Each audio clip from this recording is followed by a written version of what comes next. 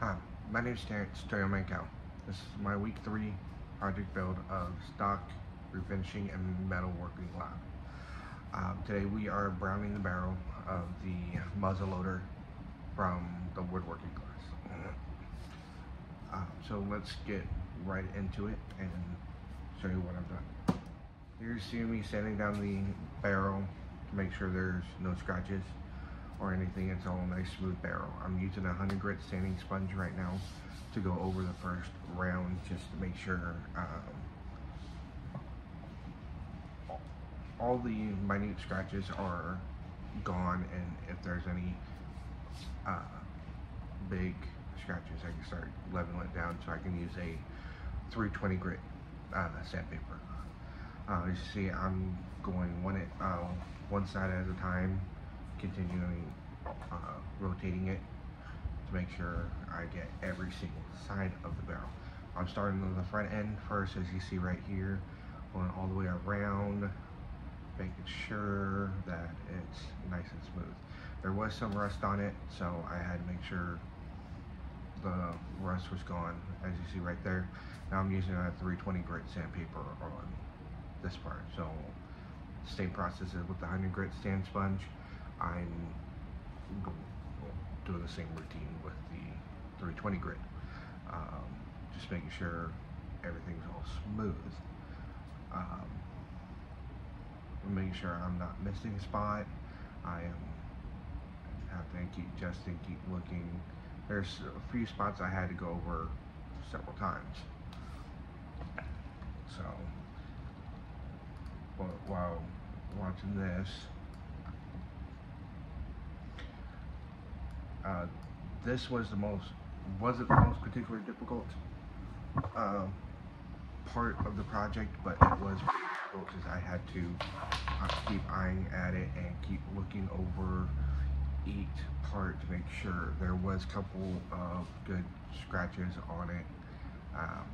It took me a few minutes to get it down to where it needs to be at. Overall, it did come into pretty good, nice and smooth finish for it, so I can start browning the barrel. You see here, I rotated, flipped it around to the other side. I'm doing the back end, the halfway of the muzzle to the breech area of the barrel. So with the 100 grit sand sponge, same process as the first half. Now I'm going over with the 320 grit sandpaper. With my working area, I don't have a working desk, so I have to work with what I got. I don't have very much, but what I did have, I was able to work with and get it completely done. This was the most timely process, and you probably can see out of my composure, it was a little strenuous for me.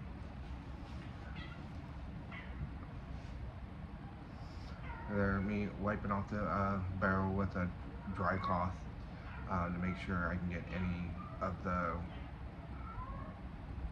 metal particles that may have came off and left onto the barrel. So nice and clean, the best I can do it.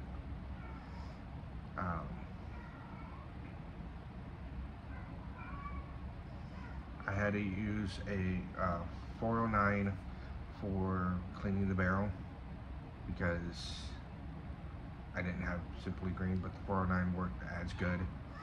This part, yeah, I used my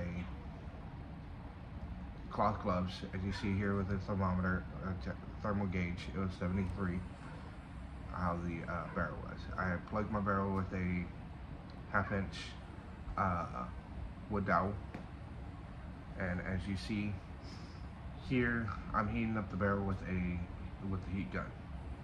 It was a timely process with using with the heat gun. There was a point I got tired of it. You're using the heat gun, you'll see, because it took a little bit too long also I think my thermal gun wasn't reading it correctly because it kept showing under 100 degrees pretty much throughout the whole entire time. And so it was really hard for me to gauge exactly how hot the metal was. As you see here, I'm doing long strokes. You see 84, 81, 76, whatnot. And so I'm doing long strokes throughout the whole entire process with the heat gun, to the point where I got tired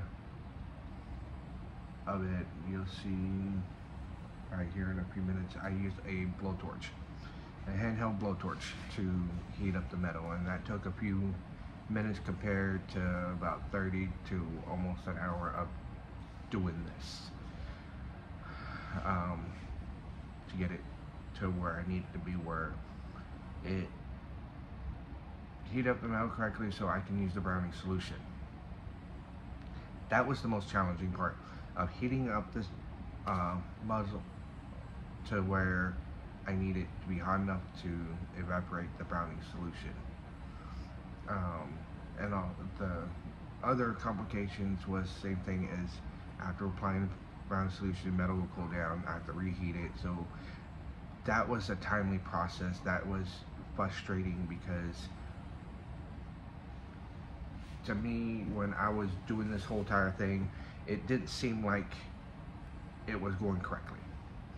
To me, it looked like I struggled the whole entire time, and I questioned myself several times, wondering if I was doing this correctly. But how I overcame all these, I just continued going. I continued plugging in and continued working and keep looking over my work and reheating it and just keep going. No matter how frustrated or anything like that, I try to pace myself and go. And see here, I'm using a blowtorch. I used the thermal gun. To me, it kept showing under 100. The back end of the muzzle, it showed over 100 degrees one point in time. It didn't seem like. So as you see here, I'm using it. I'm staying kind of close. I'm doing long strokes. I'm not going too quick. Yeah, it may seem quick in the video because I had to speed it up because it took a while for this. So this part, I'm thinking whether or not if the barrel's hot enough. I don't want to get it bright red because that means it's too hot and it's going to warp the barrel. So here with the browning solution, I used a microfiber cloth to wipe it down. It had almost the same consistency as a cotton swab, but for me, the microfiber cloth actually works a little bit better for me. As you see here, the browning solution is evaporating and it's turning out. This is where I was questioning whether or not if it was working, if I did a good enough job. At one point of this whole entire process, that wood dowel came out of the barrel and a hot barrel dropped on my finger. Good thing I had the gloves. Good thing I had the gloves. As you see, it protected my finger pretty well from the heat. I was kind of grateful of that.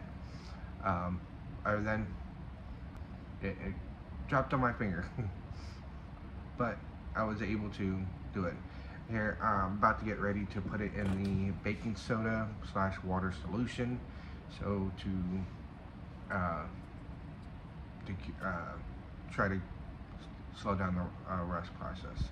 Now I'm reheating the barrel so I can be able to slide some more solution, because to me it looked like there's some uneven spots or spots that didn't look like it took to the solution. So as you see here, I'm reheating the barrel so I can be able to apply more of that solution on there. And right before I put the muzzle into the water solution, I attached a key ring and chains to the what do you call it, the breech of the muzzle, so I can be able to dip it into the water solution. That way it doesn't go too far deep. I can't really get it in unless I pour it out in the sink. As you see right there, I use that to hold on to so I can dip it into the water. I have it correctly done. You see here I'm reheating the barrel because it's so, like, well, some points it didn't look like it still didn't have much of the solution on there. Don't know why it looked like there's some spots that is darker than the others, so I was trying to correct that.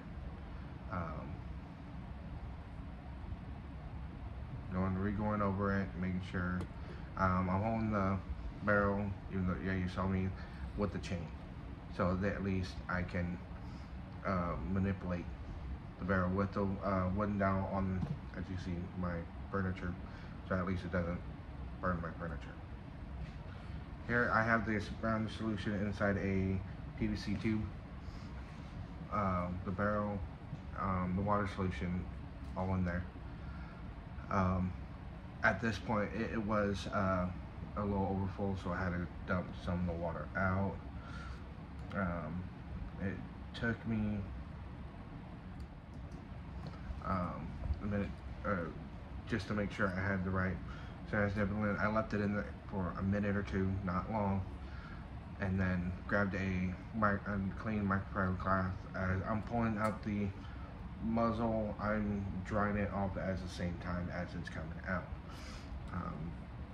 So that's, I didn't adjust the camera because I was a bit doing that, and it's just me filming this whole entire thing. As you see, it's dry from nothing. Here I have my cloth with used oil on it to wipe down on the barrel, and then a clean rag.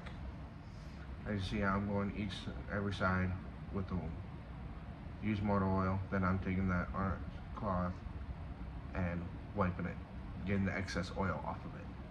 So now I'm taking the Modern Spartan, actually gun oil, that we got from the beginning of this whole entire schooling. I like the Modern Spartan gun accuracy oil. It's really nice, and so that's what I'm using for to wiping down the muzzle or the barrel of it. See, I go over a few times, and since I'm taking the dry part of it after I wiped it down with the gun oil to get any excess gun oil off, so it's not coated in gun oil. But as you see here, my finished build, there's the gun oil being spread on, and wiping it down carefully, making sure I got every single spots. And that way, even though the metal is probably cool enough to handle with bare hands, I still use my cloth gloves to handle the whole entire situation, because you never be too careful about making sure that it's good enough to hold. So here, this is me making sure there's little to no gun or too much gun oil on the barrel. And this is the finished product. Hope you guys enjoy.